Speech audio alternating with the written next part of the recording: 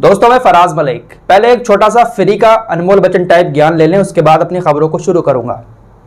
जब इंसान किसी के ऊपर बहुत ज़्यादा डिपेंड हो जाता है ना, जब उसकी आदत हो जाती है तो फिर वो उसके बिना नहीं रह पाता। और जब आप किसी के बिना नहीं रह पाते हो, उसके बिना आपका कोई भी काम नहीं चल पाता है, तो फिर सामने वाला आपको अपना गुलाम बना लेता है। वो जैसा चाहेगा वैसा करोगे, वो जिधर आपको नचाएगा आप उधर नाचोगे। अब आप सोचते होंगे कि मैं मोटिवेशनल स्पीकर की तरह इस तरीके का ज्ञान आप लोगों को क्यों दे रहा हूं। खबरें आगे बताऊंगा, आपको समझ में आ जाएगा कि मैं ये ज्ञान आप लोगों को क्यों दे रहा हूं। पहली खबर आपको बता दूं, अभी लास्ट वीडियो मैंने आपको बताया था कि उत्तर प्रदेश की सरकार ने 3 महीने के लिए अपनी फ्री राशन वाली योजना को आगे बढ़ा दिया है। यानी अब जून तक उत्तर प्रदेश के अंदर फ्री राशन मिलता रहेगा। लेकिन उसके थोड़ी ही देर के बाद प्रधानमंत्री मोदी जी ने भी एक इमरजेंसी बैठक बुलाई।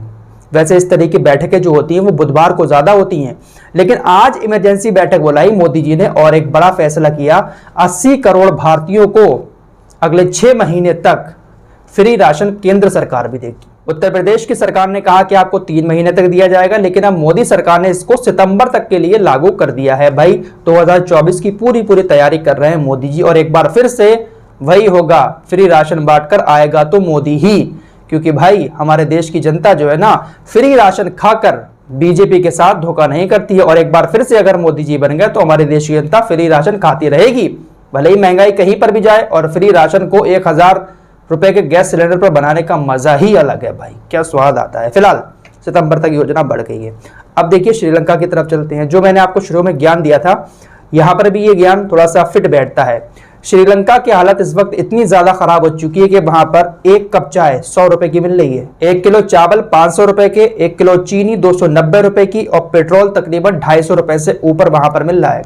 हालात ऐसे हो गए हैं कि सिर्फ 15 दिन का माल खरीदने का पैसा बचा है श्रीलंका के पास, क्योंकि बहुत सारी चीजें जो है श्रीलंका बाहर के देशों से ही लेता है। हालात इतने ज्यादा खराब हो गए हैं कि पेट्रोल पंप पर आर्मी को लगाना पड़ गया है। लोगों को 1-1 लीटर लेने के लिए पेट्रोल लंबी लाइनें लगाना पड़ रही हैं। आर्मी वहां पर लगी हुई है। श्रीलंका की खस्ता हालत का अंदाजा आप इस बात से लगा सकते हैं कि जो अखबार छापा जाता है ना, उस अखबार को छापने के लिए श्रीलंका के सरकार के पास पैसा नहीं है। पेपर खरीदने के लिए, सादा पेपर खरीदने के लिए पैसा नहीं है श्रीलंका की सरकार के पास। तो आप सोच सकते हैं कि हालत कितना ज्यादा खस्ता हो चुकी है। अब आखिर श्रीलंका की ऐसी हालत हुई क्यों? श्रीलंका चीन के ऊपर इतना ज्यादा डिपेंड हो गया था, और चीन ने इतना लालच दिया, इसको इतना लालच दिया, कर्ज दे देकर इसको पुचकारता रहा, और इसको लगता रहा कि श्रीलंका हमारा बहुत अपना है। श्रीलंका ने इसको $5 बिलियन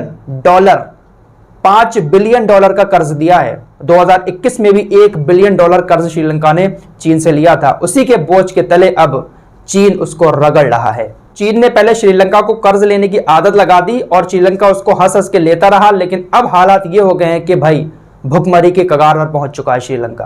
15 दिन इतना पैसा बचा है कि सिर्फ 15 दिन ही सरवाइव कर सकती है वहां की सरकार। अब श्रीलंका के प्रधानमंत्री जो है वो भारत की तरफ देख रहे हैं, जापान की तरफ देख रहे हैं, और हमारे देश का भी बहुत सारा कर्जा श्रीलंका के ऊपर है। तो ये होता है अगर आप किसी के ऊपर पूरी तरीके से डिपेंड हो जाते हैं। आप खुद कुछ करिए। ये फ्री के चक्करों वाली बातें जो होती है ना, सोच सकते हैं कि परिणाम क्या होंगे। फिलहाल अगली खबर की तरफ चलते हैं। कर्नाटक के अंदर हिजाब विवाद तो आपने सुना ही था। इसी बीच अब एक ऐसी खबर सामने आ रही है ब्रिटेन से। ब्रिटेन के अंदर एक औरंगाबाद की लड़की, अपने देश के अंदर बिहार का जो औरंगाबाद है, वहां की एक लड़की ने इतिहास रच दिया है। यूके यूनिवर्सिटी में औरंगाबाद की एक मुस्लिम लड़की जो हिजाब पहनकर वहां पर पढ़ाई करती है, वो छात्र संघ की नेता बनी है। छात्र संघ की अध्यक्ष बनाया गया है उसको यूके की यूनिवर्सिटी में, ब्रिटेन के अंदर। इस लड़की का नाम सबाहत खान है और ये यूके यूनिवर्सिटी में हिजाब पहनकर पढ़ाई करती है।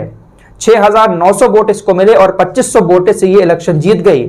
छात्र संघ की अध्यक्ष बनी है इतनी बड़ी यूनिवर्सिटी की, हिजाब पहनने के बाद।